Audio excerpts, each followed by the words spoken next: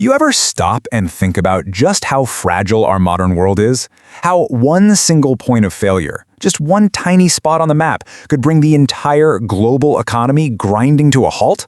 Well, today, we're going to walk through a simulated crisis that shows just how close we are to that exact edge.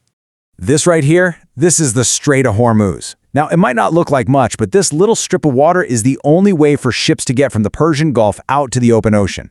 It is, and I'm not exaggerating, the planet's most important energy artery. It's a choke point where a huge chunk of our civilization's lifeblood flows through every single day.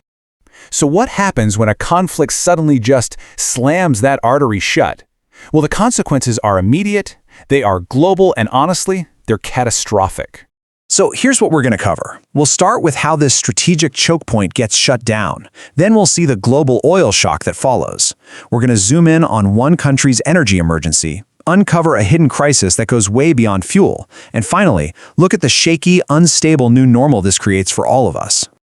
Okay, so it all kicks off in February 2026. In this simulation, a war breaks out between Iran and a coalition of the US and Israel. The immediate result? The Strait of Hormuz is completely closed. This one act, it's the first domino to fall, and it starts a massive global chain reaction.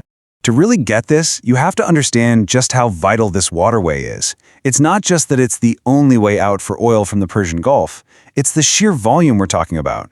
About 20% of the entire world's oil consumption passes through here. It's also a superhighway for liquefied natural gas, LNG. And here's the kicker we're going to get to later. It's also a critical hub for fertilizer. Yeah, fertilizer. With that choke point sealed up tight, the world doesn't get weeks or months to react. No, the shock to the global oil market is instantaneous, and it is violent. Just try to picture this. You wake up one morning and find out that a fifth of all the oil that travels by sea has just vanished from the market. Poof, gone. That is the scale of the disruption we're talking about. A massive hole blown in the global supply, literally overnight.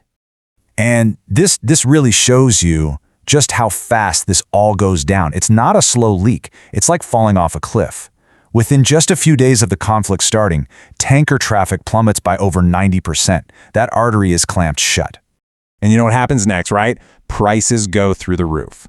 Brent crude, which is a major global benchmark for oil prices, it just skyrockets past $100 a barrel, eventually topping out at $126. For economies all over the world, this is like having a heart attack. Look, don't just take my word for it. Let this sink in.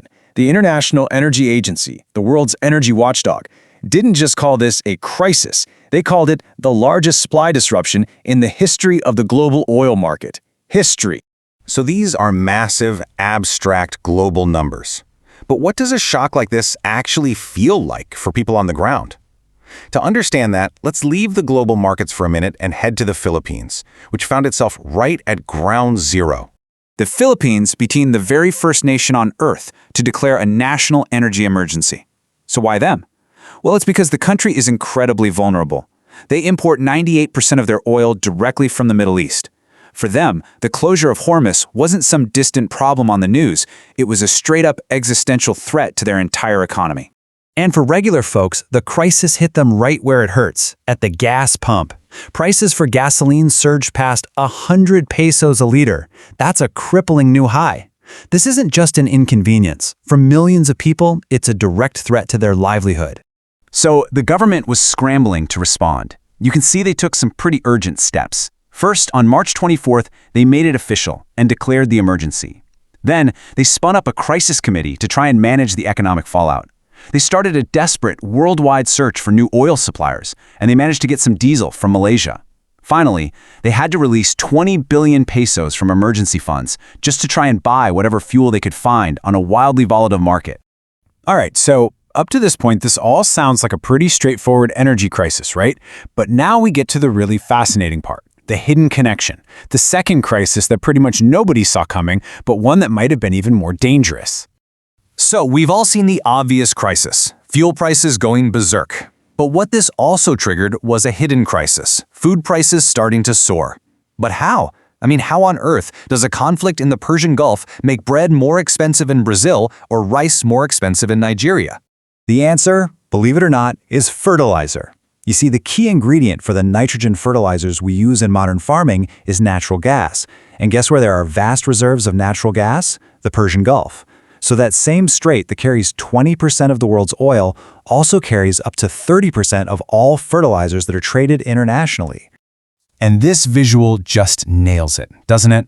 You can see the Persian Gulf's massive share of the world's crude oil, LNG, and refined petroleum. That LNG, the natural gas, it isn't just for heating homes.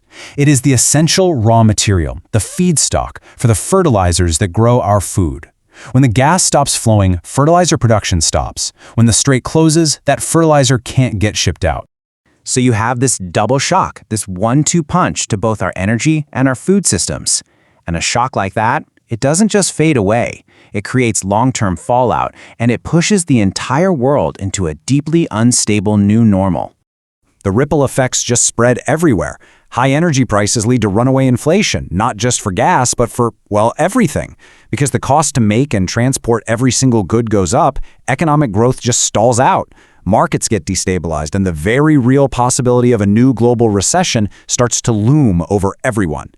And what's really important to see here is how all these big economic ideas translate to human impact. These projections show a clear drop in what households can actually afford, their real income, all around the world. But look closer. The impact is not equal, not even close. It's the low and middle-income countries, the most vulnerable people, who get hit the absolute hardest. So here's the big takeaway from all this. The 2026 crisis we just walked through is based on a simulation. It hasn't happened yet. But the vulnerability it exposes, our entire global system's dependence on one single narrow waterway, is terrifyingly real. And that leaves us with a pretty critical question. Knowing this, how prepared are we really for the next inevitable shock to the system?